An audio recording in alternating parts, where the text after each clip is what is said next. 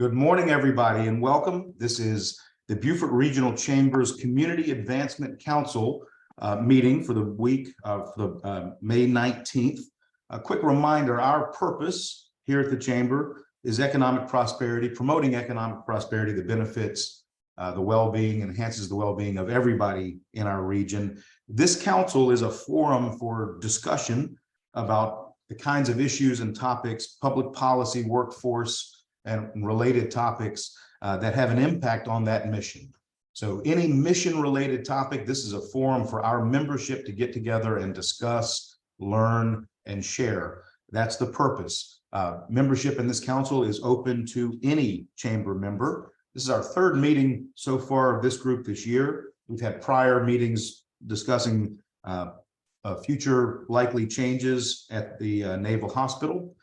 We've also met and reviewed the demographics of our most recent economic prosperity dashboard report. If you want to see recordings of those sessions, I believe they're both available online. A reminder, we are recording today's session and we'll post that online as well. So think about that as you're making your questions, because it will live on. We are glad to have you all with us today. And we're also very pleased to welcome two great guest speakers with us. First up will be Caitlin Ilsley. She's the regional director for U.S. Senator Tim Scott. She's based in the Charleston office up there, but has made several trips down to Beaufort. We've had a chance to get to know each other. And Caitlin, we're really delighted to have you on. Joining her, second up today is Jason Zacher. He's the Senior VP of Business Advancement for our partners up at the Greenville Chamber. Jason was formerly the communications director for the House Republicans. Before that, he worked for the Greenville News and is one of the people I rely on for the skinny on what's happening up in Columbia. And his colleague, Nikki Huber, is there to back him up. I think she might actually be the brains behind the operation. We're glad to have Jason and Nikki on as well. And then with time left over at the end, I'll share some local updates. I know we have Mayor Pro Tem from the town of Port Royal, Daryl Owens, who's in the car, but maybe he'll want to chime in a little bit toward the end as well. Again, we're glad to have all of you on for our Community Advancement Council meeting. And Caitlin, let's start with handing it over to you for some updates from DC and issues that Senator Scott is working on. Sure. Well, good morning, everyone. My name is Caitlin Ilsley, and like Ian said, I'm the new regional director for Senator Tim Scott. Just a little bit about myself. I just started this role about 2 months or so ago, and I've been working for Senator Scott for about 4.5 years in his Charleston office. So I cover 8 different counties along the coastline, and hope to meet you guys in person sometime soon. Right now, we are dealing with the expiration of Title 42. And Senator Scott has what he calls a 3-pronged approach to help face the border crisis. So this is what I want to highlight for you guys today. There are 3 pieces of legislation he's introduced. The first is the Alan Shaw Fentanyl Public Health Emergency and Overdose Prevention Act. That one is a little bit of a mouthful. And it's named after a friend of his who lost his son at the age of 27 due to an overdose. What this bill would do is essentially declare the fentanyl crisis a public health emergency in a similar way that coronavirus and COVID-19 was declared a public health emergency. So it would give similar powers that Title 42 used starting in 2020. The next bill is called Securing Our Border Act. And this one would redirect the funds that were given to the IRS to hire those 87,000 IRS agents and fund critical border security needs. Eventually, that might go towards finishing building the wall and just securing that border any construction or employment staffing needs that they need there. Then the third one is called the Fend Off Fentanyl Act. And this would empower law enforcement to crack down on the cartels and empower them and equip them to do their jobs.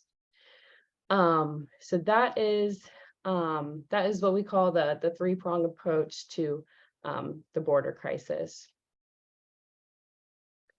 A couple other things that I wanted to highlight.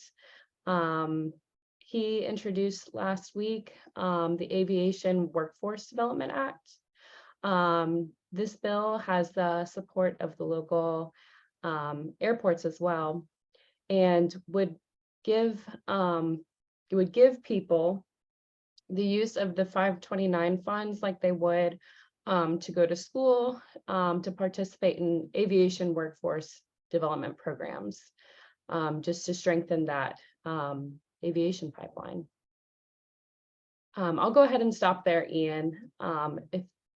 Stop there for a minute if anyone has any questions. Hey, Caitlin, thanks. Appreciate the update on the border. Certainly an issue everybody is watching closely. The senator serves on the banking, or the committee responsible for banking oversight at the Senate. Has been a lot of headlines over the spring about the health of the banking sector. In my communication with our member banks, I sense a lot of confidence, a lot of health, diversity of investment portfolio, and not being plagued by many of the issues that have been the cause of the downfall of banks in California and New York. Anything out of that banking committee that may be of interest to the folks gathered on today's call? Sure, yeah, if it's okay with you guys, I'm just going to read a statement that he released in regards to First National Bank. Americans should remain confident in our banking system as it continues to be strong and resilient. I've long expressed concerns over broad taxpayer-funded government intervention. I'm glad the FDIC heeded my concerns and secured a private market solution for First Republic. I look forward to learning more about the bid process and bringing transparency to the American people.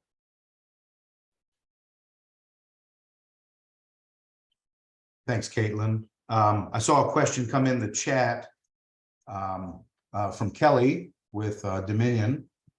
What type of training needs are being offered in the aviation sector? Do you have any sense of what programs may be eligible under the Aviation Workforce Act that you mentioned earlier that the Senator is sponsoring? That's a good question. And that's a question that we could speak to our local airport and aviation contacts to find out what exactly programs are being offered. I don't personally know the specific programs, but there are lots of companies here in South Carolina, like Boeing, Lockheed Martin, and I think that they definitely have opportunities for younger people to learn what it is like to work in that sector, especially people who don't know that they necessarily want to go to a four-year university or college or take that traditional route. Okay, thanks, Caitlin. Kind of an elephant in the room, the federal debt ceiling. Any comment on any comment from the senator on the debt ceiling and what that may mean over the next couple of weeks for the country and its financial health? Sure. So right now the debt ceiling discussions and negotiations are happening on the House side.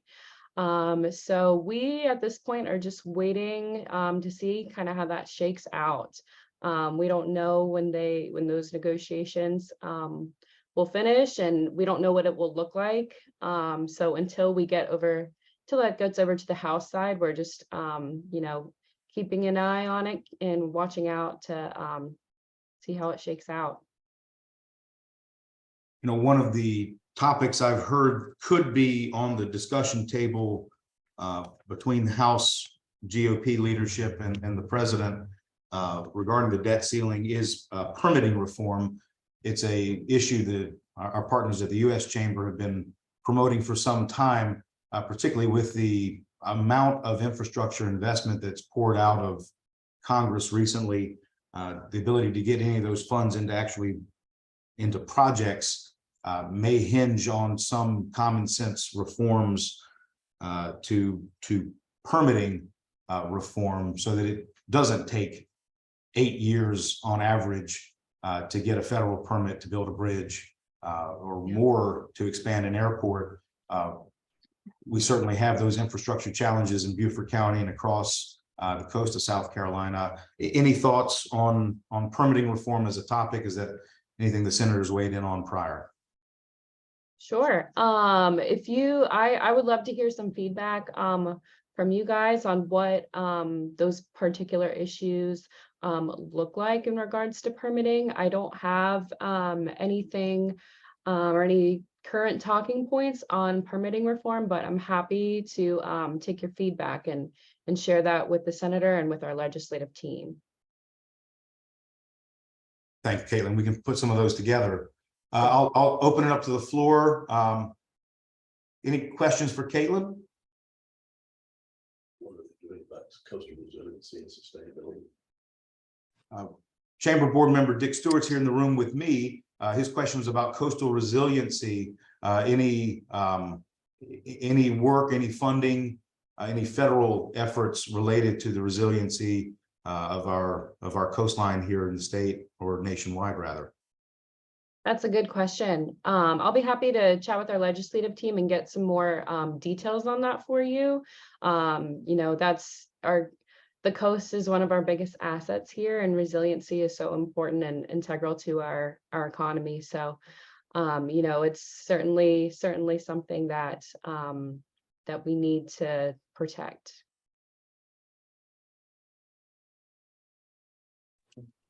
Other questions?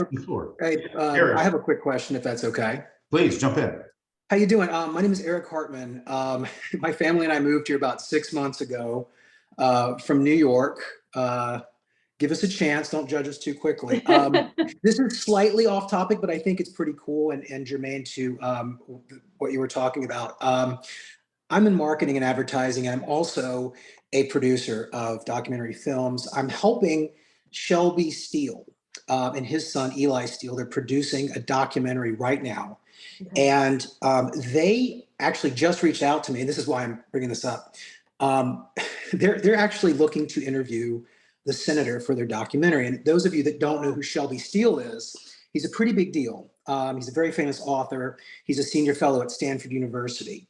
And obviously we can connect offline, but just in terms of, you know, doing cool stuff for our region, I think that this could potentially be something really neat. So I just wanted to bring that up and introduce myself, and thank you so much.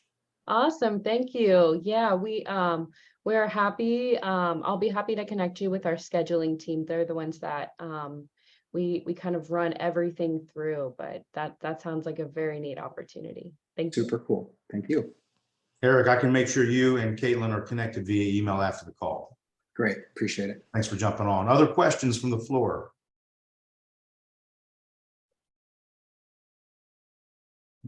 All right, hearing none. Caitlin, I welcome you to stay on with us, but we'll turn to Jason.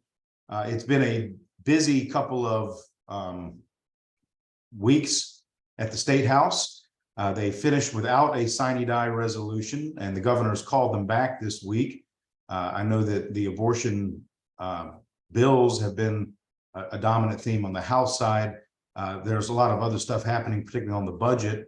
Jason, would you jump in and kind of pick up and fill in all the gaps? What should we know about the close of the legislative session this year?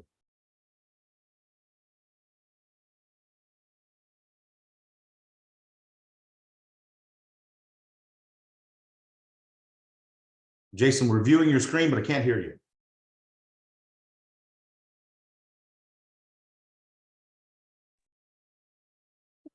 I said I'm not using my normal technology here because I'm at my we just had our legislative committee this morning, and so I'm using technology that is foreign to me, so I apologize for that. Real quick, I'm going to run through the end of session report that we just gave our committee, and I'm happy to fill in any questions you have on different things. I will go quickly, and so feel free to ask any questions you may have. This is our advocacy by the numbers. About 80 bills have been filed this year, and we are tracking at the Greenville Chamber about 221 of them. We hold about 200-ish legislator meetings each year, and right now we have 4 bills that have been signed that we support and 5 more on the governor's desk or soon to be on the governor's desk as soon as they're ratified. So for those of you, I should have backed up a little bit second because I used on the first slide, the Upstate Chamber Coalition. If you all do not know what that is, the Greenville Chamber helped create this coalition about 15 years ago, and we are 14 chambers throughout 8 counties of the upstate, and we have an association that lobbies. We have 3 staff that are all Greenville Chamber staff technically, but all those other chambers help contribute to our effectiveness. We do a unified agenda each year, and we spend a lot of time in Columbia. I am no longer a registered lobbyist. But Nikki Huber, who is currently has her video on, she is our legislative director. She leads our efforts in Columbia. And we have some contract lobbyists that also help us out. And I'll get into some of that in a few minutes. But we had some top legislative priorities this year for our coalition: licensing reform, job training reform, increased funding for housing. That was a Tom Davis bill, and we'll talk about that in a minute. SC TAC funding, so SC South Carolina Technology and Aviation Center. We already talked about Lockheed Martin. That's where they are currently building all their F-16s, but it is publicly funded and publicly owned and falling apart and needs to be upgraded if we want Lockheed Martin to continue to operate in South Carolina. And then joint and several reform has been a big deal. I know that it's been a big deal in the Low Country too. We can talk about some of those things in a little bit. On the governor's desk, the dues streamlining bill. This bill would move all of the disparate job training programs around the state and put them underneath the Department of Employment and Workforce. It also requires due to come up with a plan. They're audited. Are they being effective? Are they also training the things that need to be trained? What are our top needs in this state? It also will change the portal, the job listing portal. So not only will you see all the jobs that are listed and what's out there, but also the skills needed and where you can go get those skills in a public training center. So those are really big deals. Hopefully we'll fix a lot of that. The Senate was not as big a fan. They called the Senate Majority Leader called it the mini Great Society, which I thought was interesting. But the Speaker put this bill through, had strong support in the House, and has now gone to the governor. And it will, I think it will help a lot. Our workforce folks at the Greenville Chamber had said, "You had me at streamlining. I don't care what the rest of the bill does." The fact that it's all going to go under one place was a good deal. Tom Davis had a big bill. Using the accommodations tax to help fund affordable workforce and affordable housing. That bill was capped at 15% in the House. There was a lot of opposition to it suddenly when it got to the House, but this bill now is on the governor's desk, waiting to be signed. Alcohol sales at airports, that was a big deal for Charleston and GSP here in Greenville. You currently in South Carolina, one of the very few states where you cannot buy a alcoholic drink and take it to your gate. You have to be in a certain area, but you go to Charlotte, Atlanta, O'Hare, LaGuardia, whatever else, you can take your drink and go to the gate. Not a big deal. Only a few states had that. They wanted that changed because we're starting to get connecting flights going through some of our airports. Youthful expungement, additional expungement. This was something that we led the charge on back in 2018 with Mr. Scott when he was at the Charleston Chamber, trying to get an expungement bill for one-time non-violent offenses. This extends the number of offenses that could be expunged for youthful offenders, folks in juvenile courts, et cetera, which we think is a big deal. And then the appropriations bill, which when I put it on this, we thought was going to be done today. It is not done. We will see what it will be done. They have a few more weeks before we get into the big trouble. But there's a lot of agreement, but there's apparently a few big sticking points that we're working on. LLR licensing reform was a big bill we pushed this year, along with Charleston in Columbia, Myrtle Beach, and Charlotte chambers. This says that LLR cannot automatically deny an occupational license simply because you have a criminal record, unless that criminal record directly relates to the license you're applying for. So if you want to be a home inspector, you probably shouldn't have burglary charges. That's probably not a good idea. I think we'd all agree on that. But if you have marijuana convictions and you want to be something else and they're old and they really don't apply anymore, then they cannot deny you strictly because of that.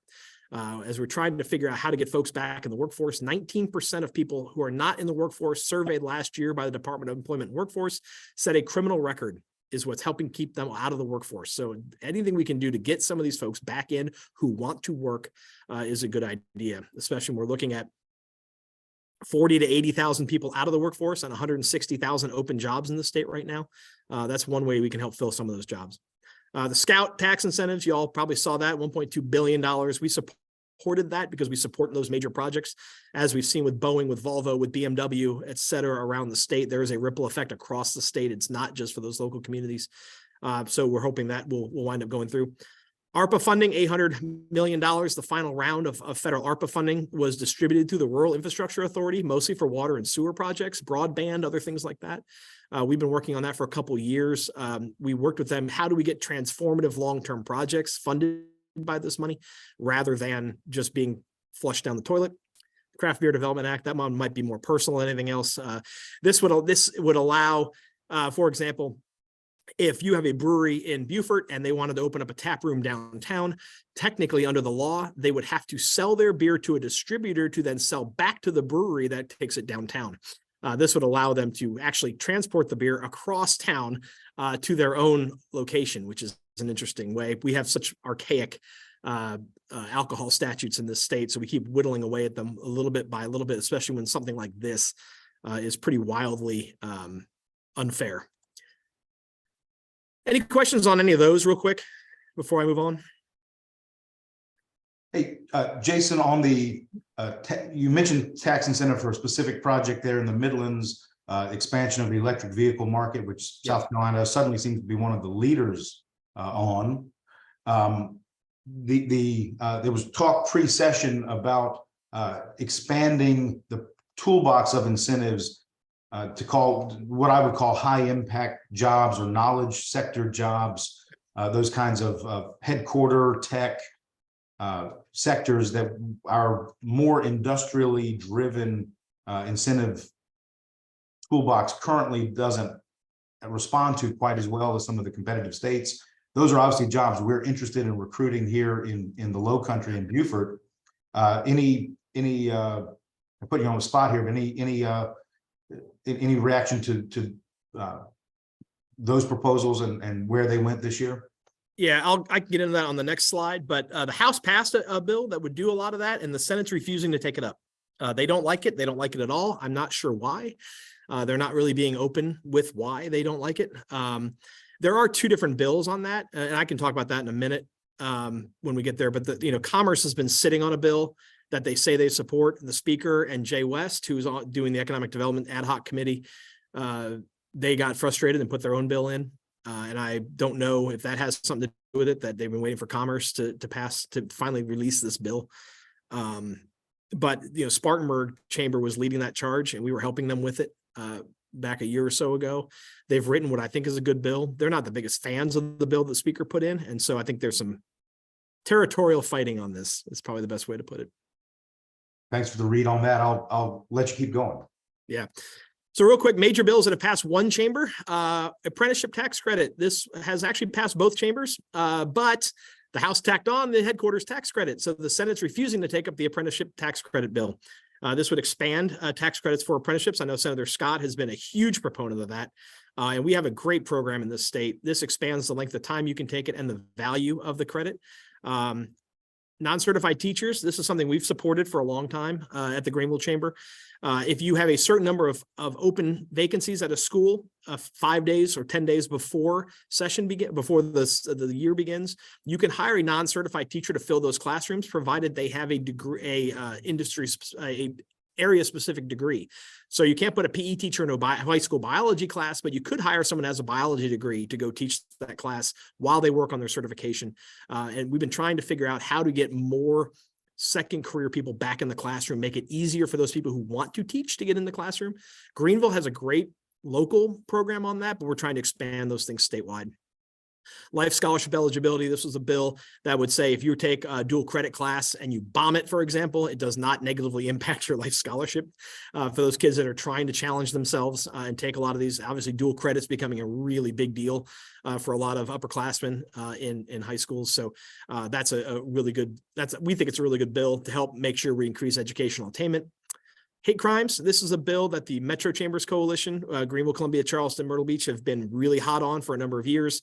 It passed the House again. It is now in the Senate. Senate is blocking it. We have whittled the number of people blocking it from 10 to 2. So we feel better about this, but it still is not passing anytime soon. We are one of only 2 states that does not have a hate crime statute, South Carolina and Wyoming. We are the only 2 left. Corporate license fee. This suspends the corporate license fee and lowers it. It's a gradated scale on the first $50 million of investment. So it's good for startups as we're talking about tech startups, other things like that. North Carolina, Georgia, Florida, Tennessee have already either scrapped it or lowered it dramatically. We are an outlier on this. So that was a Greenville legislator, Jason Elliott, has put this in 2 years. The House has passed it. Senate has not taken up. And now we get to the headquarters tax credit. That was tacked onto the apprenticeship tax credit. And so now they're not taking up either one of them. So we're trying to figure out how to save the apprenticeship tax credit here in the special session and try to figure out where things are going. Other major legislation. Things we have no position on, DHEC split. The Greenville Chamber actually opposed this bill, even though most business groups supported it. This has now been signed into law. It will now create a Department of Public Health and a Department of Environmental Control and split DHEC up into 2 agencies. Greenville Chamber had a problem with it. A lot of our smaller manufacturers up here were very concerned about duplicate enforcement and duplicate permitting. And how do we solve that problem and streamline that, make it easier to do business? Sort of a DHEC is the devil we know versus the devil we don't, I think, in a lot of cases. Anyway, we've been assured that that will be handled in the regulatory process, so we'll have to keep an eye on that. Certificate of need was largely scrapped. Hospitals were given 3 years to comply, and nursing homes are allowed to continue to have CON, but it was scrapped throughout the rest of the state. We had no position on this bill. We were trying to stay out of it because we have members on all sides of this, and luckily we were able to stay out of it. ESG legislation. This is a bit of a tricky thing we've been monitoring. There are obviously dozens of bills probably that have been filed dealing with ESG, and I know passions are hot on these things. Our position on a lot of this has been don't tell us what to do. Don't tell private businesses what to do. That was our position on the vaccine mandate. We don't like the fact that there was a vaccine mandate by the federal government. We also don't like you telling us that we can't have a vaccine mandate for a private business if that's what we decide to do. So we've been trying to split hairs on this and say that if the state wants to stop ESG investing through the pension fund, that's their decision. That's what they have control over. But some of the bills would stop private businesses from having diversity and equity and inclusion programs, or from having to offer sensitivity trading, even though those are mandated by federal courts and lawsuits, things like that. Once again, how do we make sure that our state companies do not have to choose between following state law or federal law? That puts a lot of private companies in a real big pickle. And medical marijuana, that's blocked in the Senate floor. This is something we were watching. We have no position on it, provided that businesses are allowed to have zero tolerance clauses. That is in the bill, so we were okay with it. Our manufacturers in the upstate were very concerned about that, that they wanted to make sure that they could still have zero tolerance policies. Bills we supported, joint and several, has had some hearings in the Senate, but has gone nowhere. This has been a big deal, a very, very big deal for restaurants now, because they're seeing their liability insurance go up dramatically now that, for those of you who don't know what joint and several is, it basically says that you are liable for the percentage of the fault you have in a case. Several years ago, the Supreme Court said that it's the percentage fault of the defendants in the case. So what's happening is trial lawyers are settling out of court with folks who don't have any money or any insurance and leaving businesses on the hook for the whole bill. That's a major, major problem for businesses, and something we've been working on with a large coalition from across the state. Now, restaurants are now seeing this because their liability insurance is going up dramatically, and that actually is finally getting legislators' attention. The Senate, again, has held several hearings, but it hasn't gone anywhere yet. Immigrant licensing is something we've worked on for a number of years. This would say that folks who are here legally and allowed to work legally, so we're talking about Afghans who came in who used to work at the embassy, for example. Human trafficking victims are allowed to stay in the United States once they've been liberated from whatever horrible situation they're in. DACA recipients, they are allowed to work here. They have every federal work authorization, but they cannot get occupational licenses in South Carolina. This bill has passed the House before. It is now keyed up to be in front of the House Judiciary Committee in January, where we think it will pass. There are thousands. If you look at the first congressional district and the fourth congressional district, you're looking at about 6,000 or 7,000 DACA recipients alone who are allowed to work, but they just can't become nurses. They can't become cosmetologists. They can't be barbers. They can't be engineers. They can't, name the state. By the way, there's way too many occupational licenses in this state. But that's something we've been working on. We feel pretty good. We'll get it out of the House. Again, been blocked in the Senate, mostly by upstate senators. And pension reform. This is a huge looming problem that the General Assembly needs to deal with and needs to deal with rapidly. My numbers are a little bit old. I need to update them. But the last time we checked, the pension system had $27 billion in assets. They were getting $2 billion in and $3 billion was going out. And my fifth grader can do that math, that there's a big problem looming on the horizon. And when you look at school districts, cities, counties, special purpose districts, et cetera, that will wind up having to pay to cover that hole, that is all on 6% businesses that will bear the brunt of a lot of that. So property taxes on small businesses, on rentals, on that kind of thing is going to be, that's a very, very, very big looming problem that we need to get the General Assembly working on. By the way, this is our team with Charleston, Myrtle Beach, Charlotte, and Greenville. We had a reception in Columbia earlier this year. I don't know where Carl Blackstone from the Columbia Chamber is. He ducked the photo. But one of the biggest things that we do each year is block things. So I'll give you two major victories we had on that front. Aeronautics land use. This did not make many waves except in Greenville. And we eventually got the whole state on board after a little bit of time. The unelected Aeronautics Commission at the state level wanted to mandate land use within 3 miles of an airport. While not a big deal in a lot of places, Greenville has an airport right in downtown, and this would have made the entire city, 4,000 building permits a year in the city of Greenville would have had to have been approved by the 3 staff people at the Aeronautics Commission. That was a major, major, major problem for us. And we wound up working with the Municipal Association, the County Association, and others to block this. The Aeronautics Commission has said they will come back and actually negotiate with everybody now before just putting in a regulation. But this shows it's not just what you see at the General Assembly, but regulations are a big deal. This would have frozen a lot of development in any city that has an airport nearby. So I have not looked at the map for Beaufort, but Greenville, Anderson, Spartanburg, Columbia, James Island, Myrtle Beach, Hilton Head, all have airports inside the city limits and would have been a major problem. And then finally, anti-foreign land ownership. We call these the anti-China bills, and there's probably something to be said for that. But the way the bills were initially filed, it would have stopped any foreign landowner. But we have 2 companies in the upstate called Michelin and BMW that were extremely upset about this and realizing that if you're stopping EU companies or other allies from owning land in the United States, in the South Carolina, that's a big problem. So it eventually was whittled down. So it's only China, North Korea, the Maduro regime, Cuba, and Russia. As of checking, we don't have, except for China, where we have in the upstate, we have, how many companies was it, Nikki? 52? 52 companies, 52 Chinese companies in Greenville County, Greenville, Spartanburg, Anderson, that employ about 5,000 people. That becomes a big problem for us. It was eventually amended down, so any company that's already here does not apply, et cetera, et cetera. This is an example where there might be something to it that maybe we don't want the Chinese owning or enemies of the state owning land near Shaw Air Force Base, near Paris Island, near whatever. I can understand that. But you're really shooting ourselves in the foot when you start saying BMW, Michelin, the other 20 or 30 German companies we have in Greenville cannot own land. So we've whittled this down. The Senate passed it. It is now in the House. The House is probably not going to deal with it, which we feel is a big win. Any other questions or discussion for anybody? I'll say, just so you all know, this is our team here at the Greenville Chamber and the Upstate Chamber Coalition. Ian is never shy of calling, which I appreciate, and I try to keep him abreast whenever there's something I think might impact Beaufort. Ian and I've known each other a long time, and we really appreciate y'all and your advocacy with what y'all do down in Beaufort County. Hey, Jason, I appreciate the kind words and all your hard work throughout the year. Can we go back to the start for just a minute, not of the slides, just of the topics? The budget deal, there's obviously a lot to watch. We're paying attention to several items, particularly for our institutions of higher education, technical colleges. How far apart in your view, and welcome your colleague jumping in on this too, how far apart are the the special committee working to resolve differences? That good? We don't know. Okay. We don't know. I will say, Senate and House, the conference committee met Tuesday, ran over a typical first conference committee meeting where they run through a bunch of things and move on. It then said that they will meet at the call of the chair. Well, they didn't meet Wednesday. They met for what, 5 minutes yesterday, to adjourn.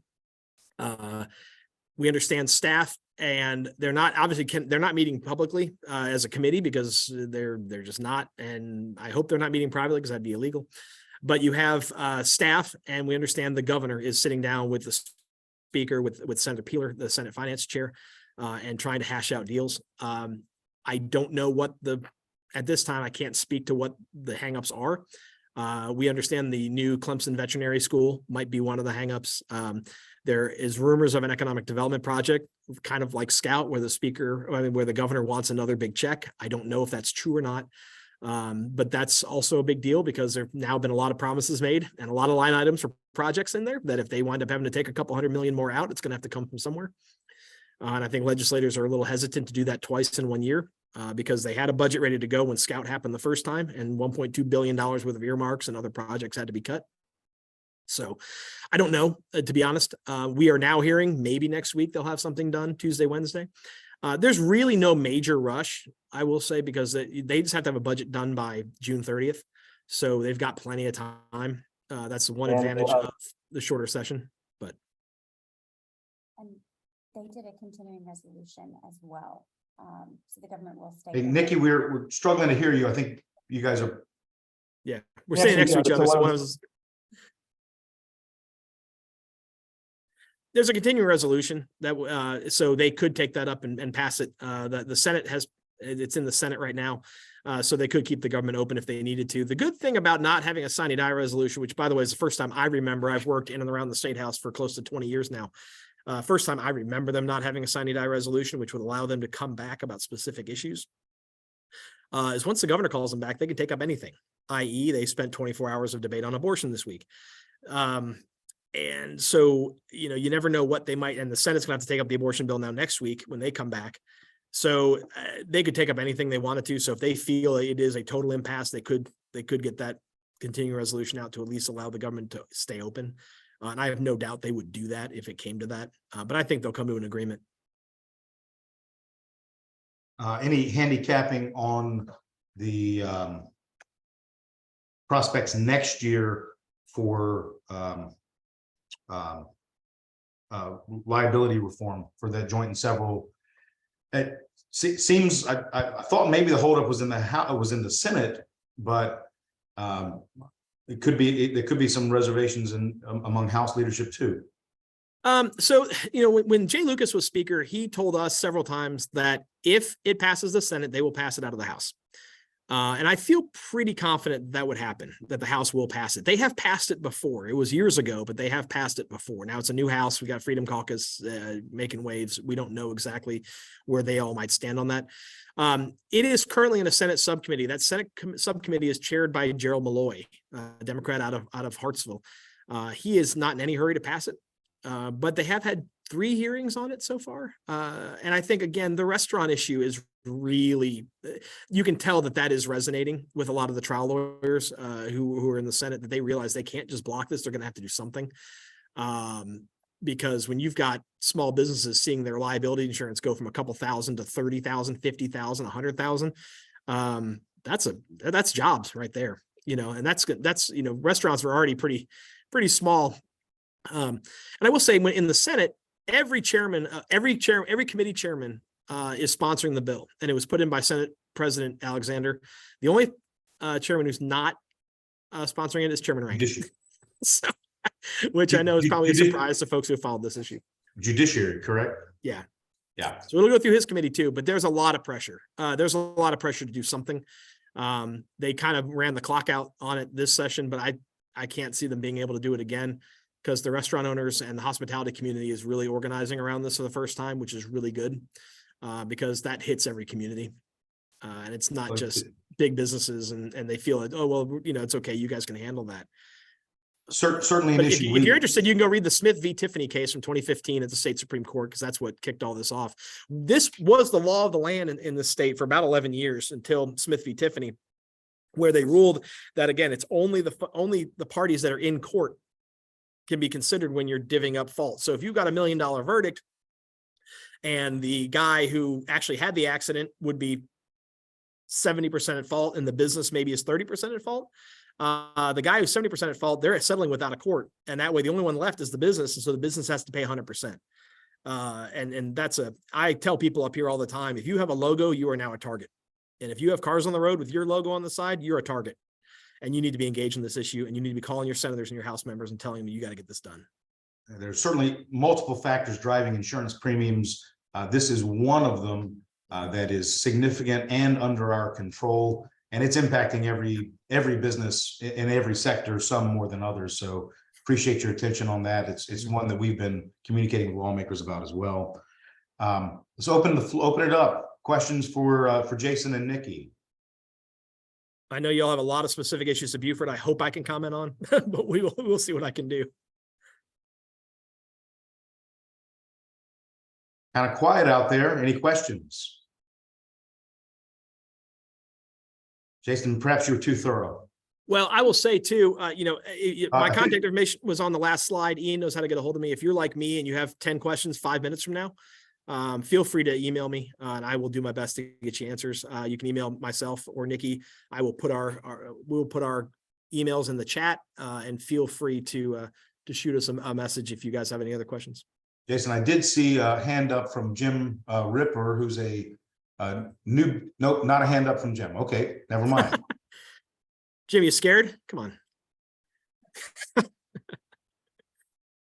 All right. Sorry, it's just adjusting my light. It's kind of right in my eyes. So Bummer. I was hoping you had a stumping question for me.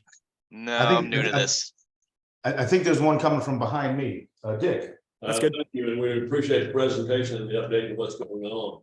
I've been observing over the last 20 years since I returned home to South Carolina that our friends in Georgia and North Carolina, with their regulation of their higher education institutions, are attracting more local support and more initiatives. What we're finding, what I'm observing here, is the University of South Carolina system, and I'm on the cyber investment network with them. They have their 2-year campuses and have 3 4-year campuses, one in the upstate that you're familiar with in your area, one in Aiken, and one here in Beaufort.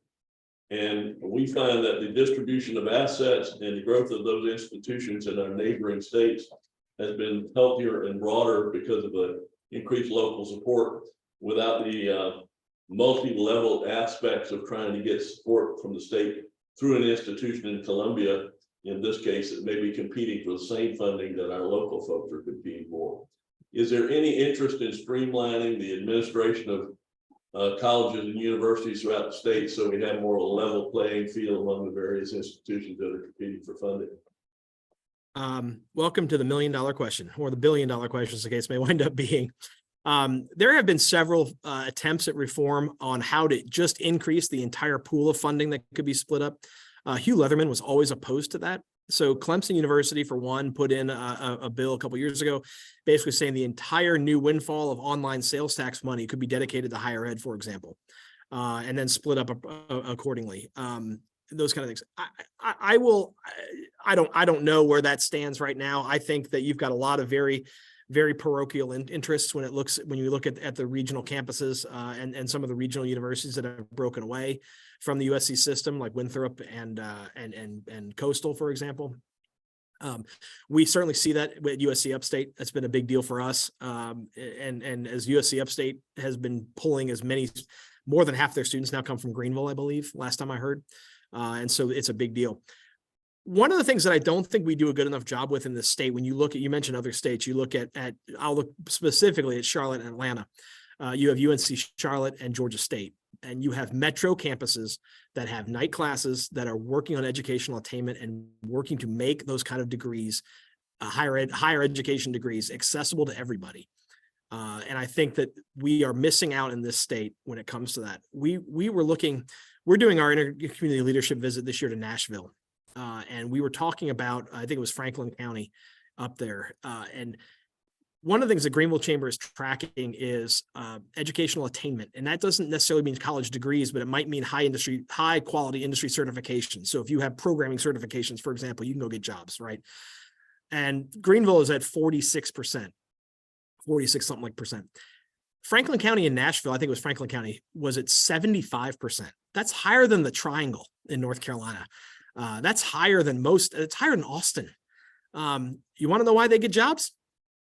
That's it. Now, you're exactly right. And so when you look at the regional universities, I think whether you're looking at USC Beaufort, you're looking at USC Upstate, et cetera, I think that there is a huge need to expand the offerings, make them more accessible to people, use technology for this. Can we put stuff online on top of in-person classes, make it as accessible as possible?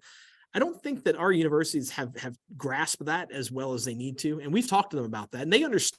Especially USC Upstate Chancellor's on our board, and he gets it. He wants to be UNC Charlotte. I think that they see a need to do that. So I didn't answer your question. I don't know if there's any push to do that. I think that it's one of those things like pension reform. Everyone knows it needs to be done. I think everyone sees the need, everyone sees the problem, but I don't think anyone's been willing to tackle it yet. And it might take perhaps working with y'all and working with some of the other regional areas to figure out how we do that. Because that is a complaint I hear up here all the time.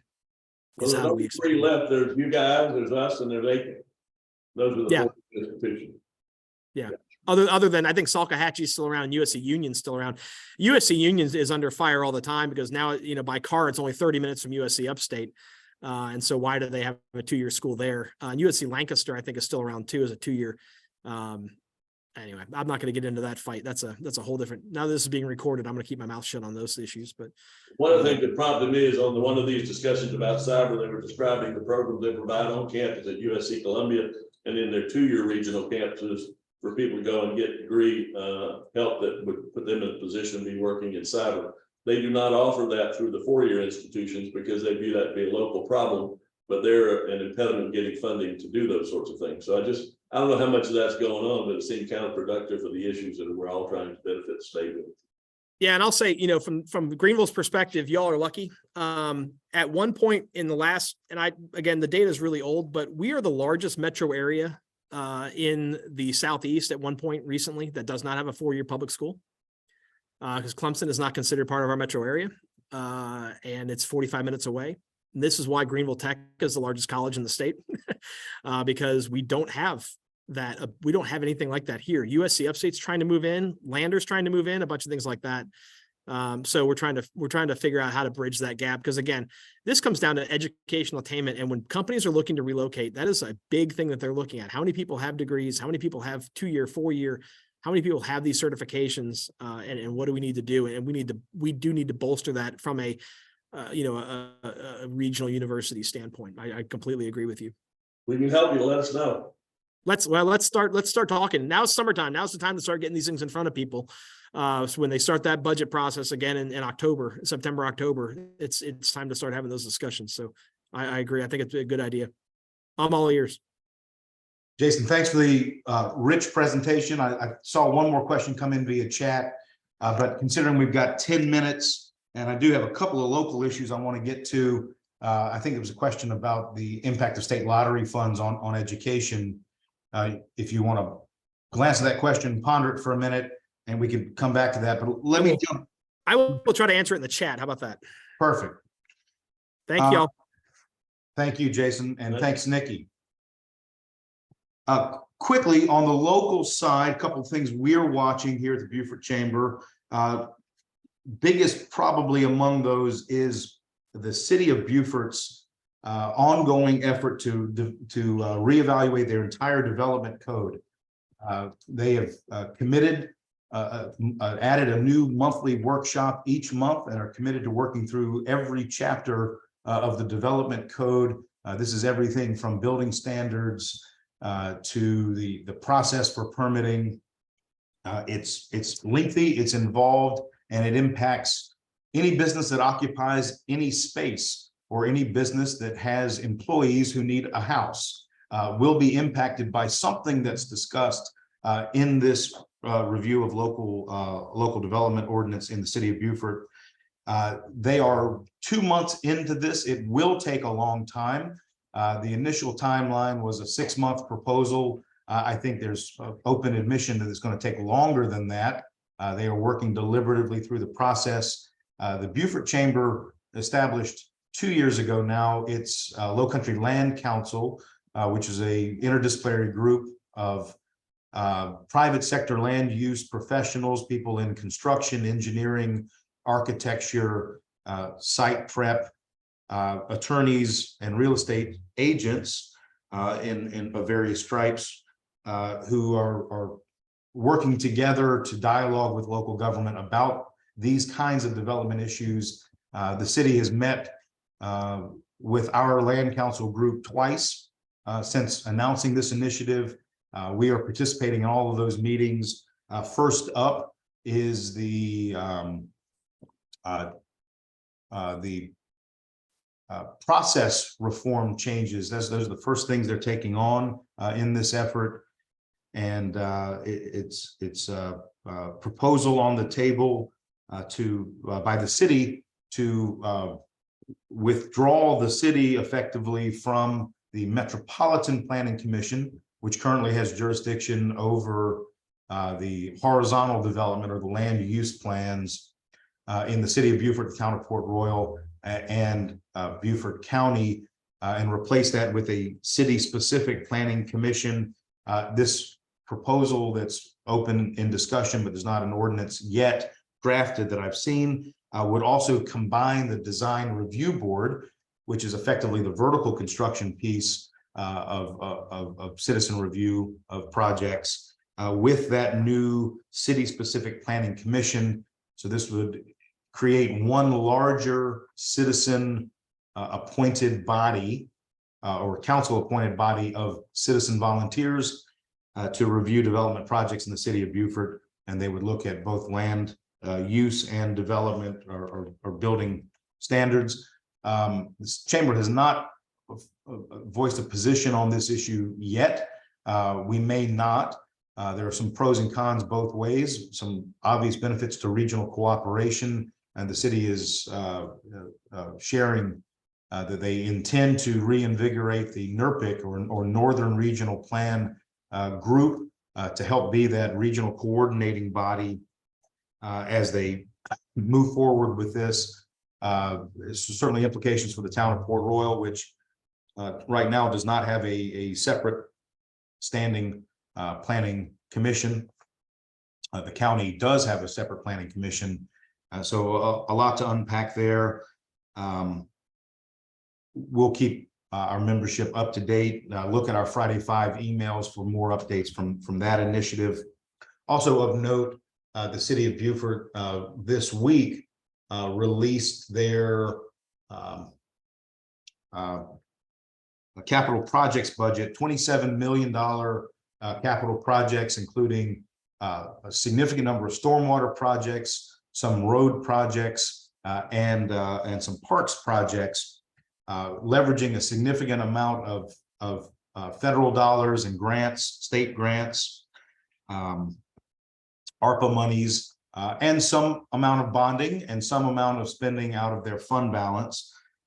They put all the details of that plan, including all the projects in the proposed plan, out in their packet of materials from this Tuesday's work session. It's worth taking a look at if you're curious. But I do think it represents a fairly responsible investment in long-term infrastructure needs in the community at a time when there are a lot of federal funds available to leverage. I personally think this looks like a proactive approach on behalf of the city. There are certainly some details to continue working through on that front. On the town of Port Royal side, it is budget season. I should have mentioned that also for the city of Beaufort. Every municipality in northern Beaufort County, the city, the town, the county, are all in budgeting mode, and having completed a property reassessment this year and seen significant escalation in property values. All of the local governments have fairly healthy numbers in their preliminary budgets to work with. Obviously, we're still about 5 to 6 weeks away from any final budget approvals at any of those jurisdictions, but they're all working through relatively healthy budgets just based on the property values. We're not expecting or anticipating any to come with a millage change, or certainly not a millage increase is expected this year. Also in the town of Port Royal, I wanted to mention they did adopt a new aggressive tree ordinance last month. This group has not gotten together since that was adopted.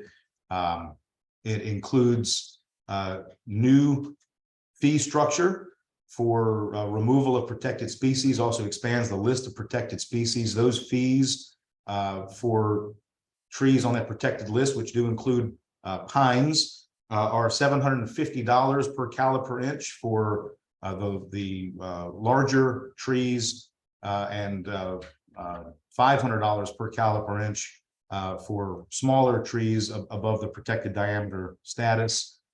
Interestingly, this ordinance includes a requirement to replant as well as pay into the mitigation bank. I've been unable to find another ordinance anywhere in the state, and I've looked outside the state as well, but can't find one that includes both requirement to pay into a mitigation bank and replant. And I think the replanting is at a 1 tree per 5 inch rate. The town, after some input, did exempt commercial property development in the most dense zoning categories from this new tree ordinance, but that ordinance still applies in all the residential zones. We are watching impact and what that may mean for affordable housing. Certainly trees are a cherished part of our low country landscape and a big part of our identity, and something that everybody in the region wants to maintain. And I know many projects work to incorporate into their site design because they are such a feature. But as has been noted multiple times by us, housing and particularly affordability of housing is an issue for every business in every sector, and something we're paying a lot of attention to. We want to make sure that the impacts on housing are mitigated from this tree policy. Not sure how that's going to work out yet, but we do appreciate the open dialogue that we've enjoyed with the council and leadership at the town, and their commitment to reevaluate after 6 months that tree ordinance. Probably appropriate for me to allow Councilman Owens, the Mayor Pro Tem from the town of Port Royal, to weigh in if he is available and would like. I'll pause for a moment, Daryl, in case you're there. I know he's on the road. He may not be available at the moment, and we're running up on our hour. So if he's able to jump in, that's great. If not, we'll keep rolling. At Beaufort County, the county, after spending about 9 months to develop a infrastructure proposal to put on the November 2022 ballot, changed course over the summer at third reading on council, and instead withdrew an infrastructure funding list and replaced that with a proposal to add a green space penny. And this was approved by voters in November. That tax is being levied now. I believe that collection began here in May. The county has established a new green space advisory committee to help decide on the allocation of those funds. That was capped 1 penny. I believe it was capped at $100 million over 2 years is the term. This does not supplant the existing open rural and critical lands body, which does have itself a fund balance in existence. So this would be additional monies and a new body established by the county to acquire additional space, green space. One significant provision that's different from the existing rural and critical lands is the ability of this body to buy down approved projects or buy down densities in approved projects. That's one use that's not allowed under the existing fund that will be allowed under this new fund. Michael McShane has been named the chair of this group. And we are working to get a meeting with them to understand a little bit more about their objectives and what they intend to do with the $100 million of green space funds that will be collected through sales tax over the next 2 years. That was a quick dash to our hour mark. We can run just a few minutes over if there are any final questions before we adjourn. Hearing none, seeing no hands, I'll add an additional thanks again to Caitlin Ilsley, who's the District Director for Senator Tim Scott. Always glad to have you on and appreciate your coordination with us on military issues and other topics that are germane to the Beaufort region. And again, to Jason and Nikki for your partnership and information sharing across the state. We have a lot of things in common, low country and the upstate, and certainly from the business community side, topics that we share on our respective agendas. We appreciate the good work you guys do on behalf of your members, and appreciate the constant information sharing we get with you all. Thank you, Ian. Everybody else, thanks. Have a great afternoon or great rest of your Friday.